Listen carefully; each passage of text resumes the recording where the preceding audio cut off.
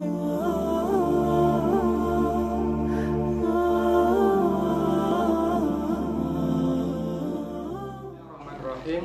Assalamualaikum warahmatullahi wabarakatuh. Alhamdulillahirabbil alamin, wassalatu wassalamu ala asrofil anbiya'i mursalin wa ala alihi wa ashabihi ajma'in. Amma ba'du. Jamaah kaum muslimin dan muslimat dimanapun kalian berada, marilah yang pertama dan utama, kita tidak henti-hentinya selalu memanjatkan puji syukur kita kehadirat Allah Subhanahu wa Ta'ala yang telah memberikan berbagai macam nikmat, hidayah serta inayah kepada kita semua, sehingga pada sore hari ini kita masih diberi kesempatan untuk menjalankan ibadah puasa dengan baik dan lancar, tidak kurang suatu apapun.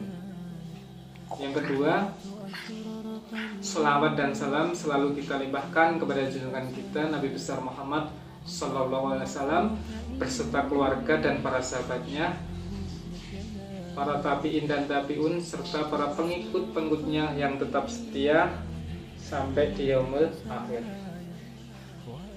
Pada kesempatan kali ini, Ustadz hanya sedikit ingin menjelaskan dari sebuah hadis Rasulullah SAW tentang 3 amalan yang dicintai Allah.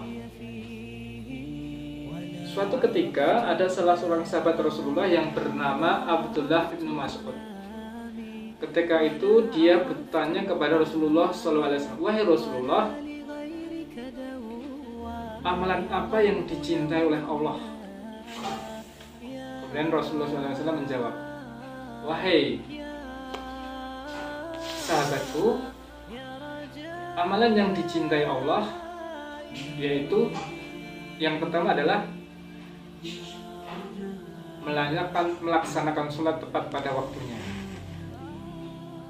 Yang kedua, berbakti kepada kedua orang tuanya. Dan yang ketiga adalah jihad di jalan Allah." Hadis ini diriwayatkan oleh Bukhari dan Muslim. Dari hadis di atas kita bisa ambil sebuah hikmah dan pembelajarannya.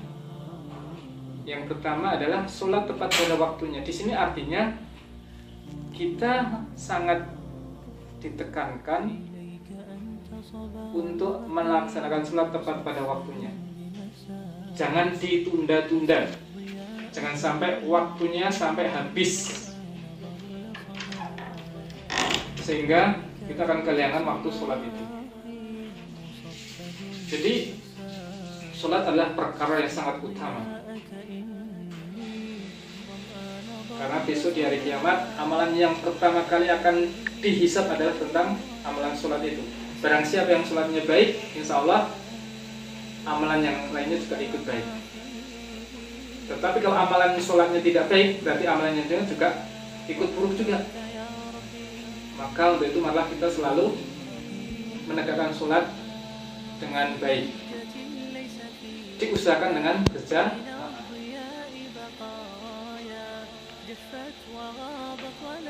Yang kedua adalah berbakti kepada kedua orang tua. Berbakti kepada kedua orang tua di sini artinya kita selalu menaati perintah-perintahnya dan menjauhi larang-larangnya. Selalu menaati nasihatnya. Ketika diperintahkan kita tidak boleh membantah, tidak boleh mendurhakainya. Karena apa? Ridhonya Allah tergantung daripada ridhonya kedua orang tua kita. Begitu juga murkanya Allah tergantung daripada murkanya kedua orang tua kita. Jadi ridho dan murka Allah itu tergantung daripada kedua orang tua, terutama ibu. Jadi kita tidak boleh main-main. Selalu berlemah lembut, selalu mempergaulinya dengan baik. Jadi berbakti kepada orang tua, salah satunya dengan cara gimana? Dengan mendoakannya. Meskipun orang tua kita masih hidup maupun sudah tiada, tetap kita selalu mendoakannya. sehabis sholat kita selalu mendoakan, memintakan ampun kepada Allah Subhanahu wa Ta'ala. Semoga orang tua kita selalu diberikan ampunan dan kasih sayang. Lebih-lebih yang sudah mendahului kita, itu lebih utama lagi kita harus mendoakannya.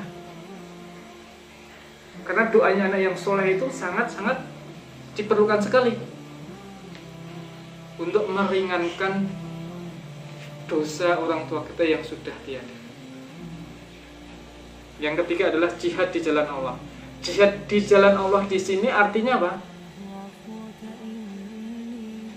Jihad di sini bukan diartikan dengan maju di medan perang, dengan membawa pedang kemudian berperang di medan perang. Itu zaman dahulu, ya. Tetapi untuk saat sekarang ini sudah berbeda situasi dan kondisinya. Jihad di sini bisa diartikan adalah apa? Banyak sekali, luas artinya di sini. Kalian sebagai seorang pelajar, salah satunya adalah menuntut ilmu. Menuntut ilmu dengan ikhlas, dengan bersungguh-sungguh, itu adalah salah satu bentuk amalan jihad juga. Jadi tidak harus maju di medan perang.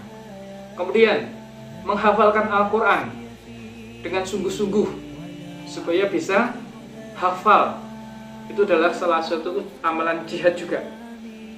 Jadi jihad tidak hanya diartikan harus berperang di medan perang. Jadi anak-anakku yang Ustadz cinta dan Ustadz banggakan, itu sedikit kultum dari Ustadz yang insya Allah bisa menjadikan suatu bahan pembelajaran, khususnya Ustadz pribadi dan juga jamaah yang lainnya. Apalagi kita masih di dalam kondisi yang serba memprihatinkan. Kita masih berada di wabah pandemik COVID-19. Kita harus banyak berdoa supaya wabah ini segera sirna dari kehidupan kita semua. Mudah-mudahan kita bisa menjalankan ibadah puasa di tengah pandemik corona ini dengan baik. Meskipun kita tidak sebebas seperti tahun-tahun kemarin, bisa menjalankan ibadah puasa dengan melaksanakan sholat taraweh di masjid, dengan melaksanakan buka bersama di tempat-tempat umum ataupun di tempat yang lain, sehingga untuk saat ini kita terbatas. Kita harus bisa membatasi diri. Cukup satu, berdiam saja di rumah. Cukup di rumah saja. Untuk sementara ini, itu saja pesan dari Ustadz. Kurang lebihnya Ustadz mohon maaf. Kalau ada kesalahan itu dari Ustadz pribadi, dan kalau ada kebenaran itu dari Allah Subhanahu wa Ta'ala. Akhirul kalam, wassalamualaikum warahmatullahi wabarakatuh.